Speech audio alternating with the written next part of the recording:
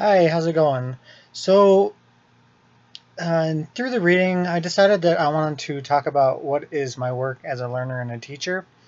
And then out of the three questions, I decided, so I had three questions, and one of them was, how should I continue to learn as a teacher?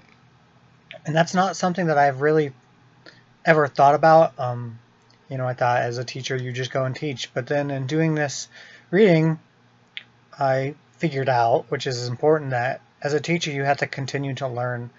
And so for me, I want to teach biology, science at the high school level.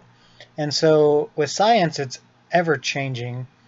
And so for me to still remain relevant, I'm going to have to continue to learn so that I can share these things with the students, so that I can um, stay enthused about the subject and to hopefully enthuse the students about it too when I learn something new or when I find something cool that's going on in the current world about science or whatever we're talking about in class.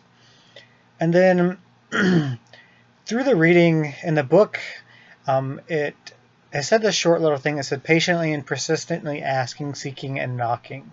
And that came from 3 Nephi 14:7.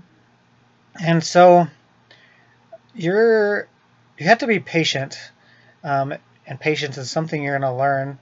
I feel like I'm fairly patient. I have 4 daughters of my own now, but teaching is going to be a different situation, and so you're not always going to get what you want all the time from the students, and that's something that I'm going to have to learn, and learn to deal with and learn to overcome. And then persistently asking.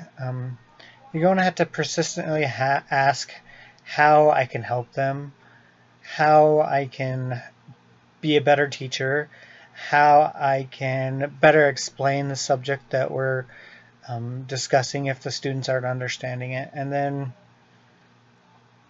seeking out ways to learn and help. So for knocking at the end of that, the way I kind of took it is you have to put yourself into rooms or into situations, and you're not going to be comfortable all the time. And with being uncomfortable, you have to learn how to deal with that. You have to learn how to be in front of students. You have to learn how to teach, and you might make mistakes, and you need to be able to learn from those mistakes. So another one of the things I put was that as a teacher, you will never stop learning. My last thing when I was going through off and making my branches in my CMAP is that I must continue to learn how students learn and how I can better to teach them. That is a topic that I really never thought about, because I know as a student I learn very visually, and so every student is going to learn differently.